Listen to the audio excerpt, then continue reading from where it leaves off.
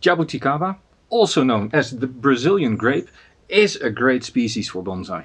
There's just one big problem. It cannot easily be propagated. Well, that being said, it can be propagated from seed very easily. Problem is, the fruits are not on market in Europe. You have to go to Brazil, collect some fruits, take the seeds home with you and plant them within the first 48 hours before they lose the ability to germinate. Now you can also take air layers, but look, I have got one tree here. Not much air layering here, right? So you need to take cuttings, and that, they say, cannot be done. Welcome, this is Jelle, growing bonsai, and I'm looking at Propagating Jabuticaba bonsai. Because, yes, it can be done. 3 years ago I planted cuttings in a baggie. And I've got the results here in this video. Jabuticaba is really nice for bonsai for a couple of reasons. Well, one of the reasons is what you see here. It backbuds very, very well. I got this tree a few years ago. It was imported from Brazil, and it was nothing more than this trunk with these 3 stumps. Everything else I've grown here. Now, the downside of Jabuticaba is it's a tropical, so it needs to stay indoors. Now, another reason why Jabuticaba is really, really nice for bonsai is that when it flowers, normally when a tree flowers, it flowers at the end of the branches. When it starts growing, typically it pushes flower buds on the sides, or first flower buds come, or at the end of the growing tip a flower bud will come. Not so with Jabuticaba. Jabuticaba flowers on the trunk. It gets 2 centimeters, 3 centimeters, about an inch thick black fruits, and the flowers appear directly from these little bumps on the trunk. I don't know how to trigger this tree into flowering. If anybody knows, do pop me a comment, because I'd really, really like to know. You'll see this tree in several stages of pruning and cleaning up, and that is because I did not know whether it was successful. So I first checked, and then I recorded the second half of the video, which is actually the first half of the video. So yeah. Now, because it's such a nice species for bonsai, I really, really like this. I've been trying to get my hands on another one, and that has proven to be difficult. And you start looking for literature, what is needed to get these to propagate, and actually it is quite difficult. It requires misting setups, it requires special day and night rhythms, special rooting hormones, and. But the success rate is really low. Well, I don't care. Success rate is really low, fine by me. Because I only need a couple of plants, right? I decided to do it in my typical way, the way that I take all my cuttings and just use the enclosed baggie. Enclosed baggies have the benefit that you reduce evaporation by 100%. Basically, you create a humid environment, 100% humidity, and the trees can't dry out. So that's what I did 3 years ago. So after 3 years, I am left with a baggie with a bunch of dead sticks in there. But you know me? Never fear, try again. Before we go there, let's see what happened actually to these cuttings. Very nice moss on top. All the leaves have fallen off. Look at that, even after 3 years, this is still green. That means that these baggies really are really good at keeping the moisture in. If I pull this out, there's no root. This is not rooted. But you can tell that all these cuttings are very short. And this is in contrast to what I did the year after.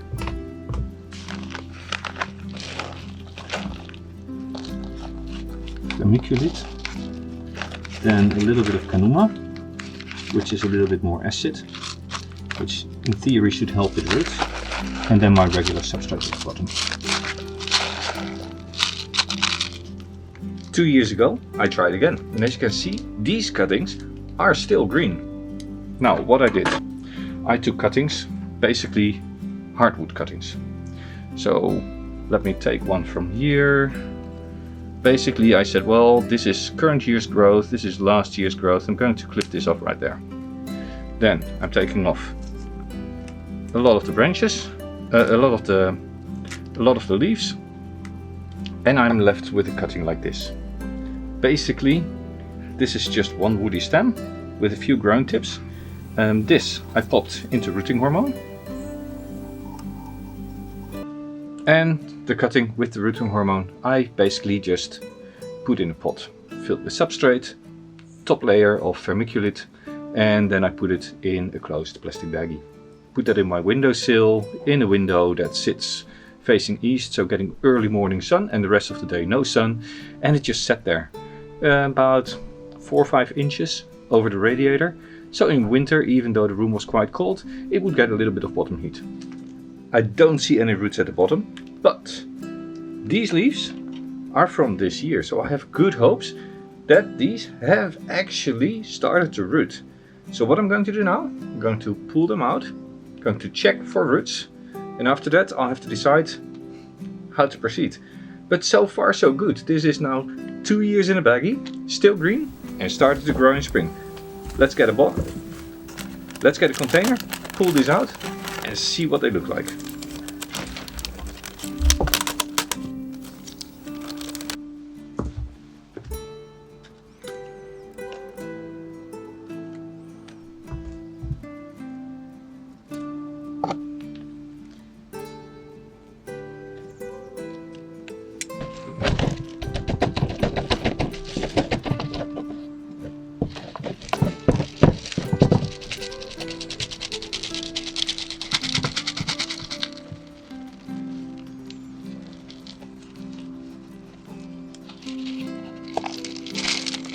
Now this is really cool. Can't get them out because the roots are stuck in the pot. So yes, in fact, it has rooted. I have a whole bunch of new Jabuticaba plants.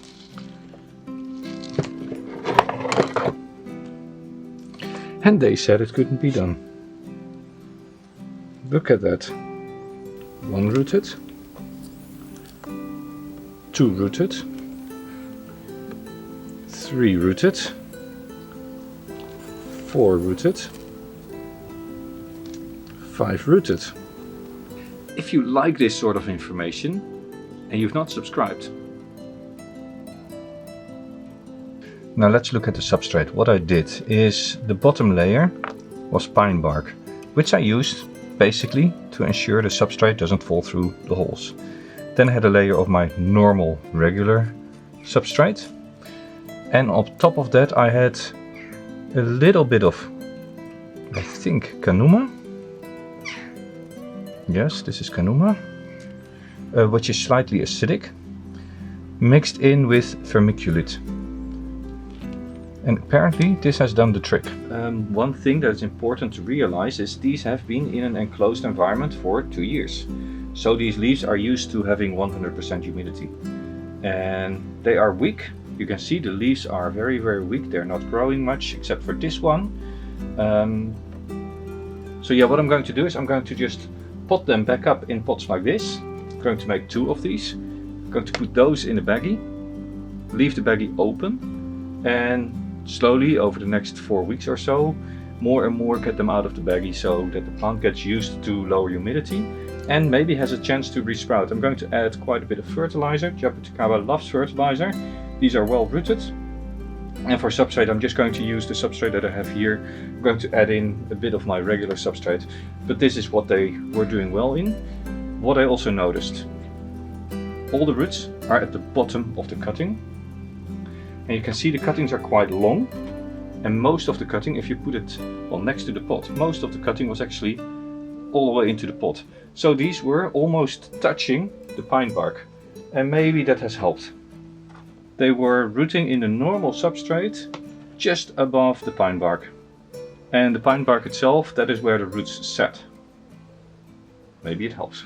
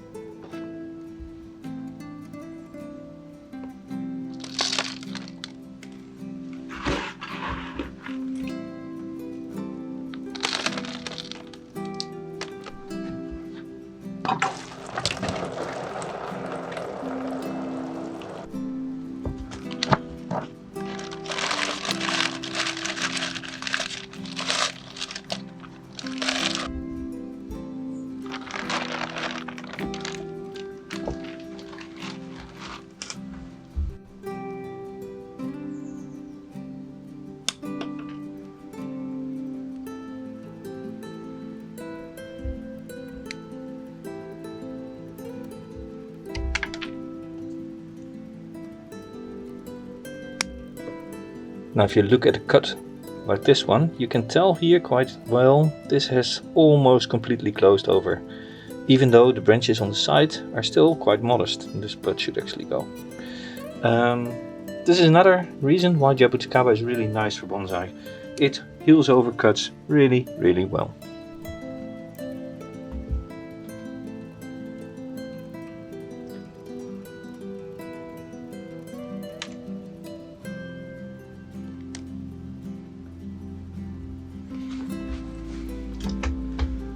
Right, so 3 years ago I failed, and 2 years ago I was fairly successful with I think only 3 of the cuttings not rooting, and 6 rooted cuttings now in pots. These will have to get adjusted, of course, but if you have a Jabuticaba and you'd like to propagate these from cuttings, how would you try? Basically, you take a pot, fill it with your regular substrate. If you have it, add a little bit of kanuma so it's a little bit more acidic. Take long cuttings and plant them very deep. I would say at least 50% of the wood into the pot. Fill it up with vermiculite all the way to the rim, water it well, then place it in a plastic baggie. Close the plastic baggie and put it in a position where it gets a few hours of sunlight. In this case, it was early morning. I made sure that in winter, even though the room was cold, the pot stayed a little bit warm because it was right over a radiator, and then I just waited. I did nothing for 2 years. And then this summer, all of a sudden, I saw growth. Growth all over these cuttings. A sign that I had rooted. Now I've taken a risk, I've taken them out of the pot and I've replanted them. I hope that it's not going to hurt them. As for aftercare, these are now not staying indoors anymore. I'm going to keep them outside. It's still nice and warm outside. And these baggies I'll keep open on the top. And over the next couple of weeks, every day I'll slide it down just a little bit more until in the end the opening is level to the pot and the root cuttings are actually growing as normal. I'm going to water the pots whenever needed, and that's pretty much it. One more thing. Keep growing bonsai. This was Jelle, growing bonsai. Thank you for watching and see you next time.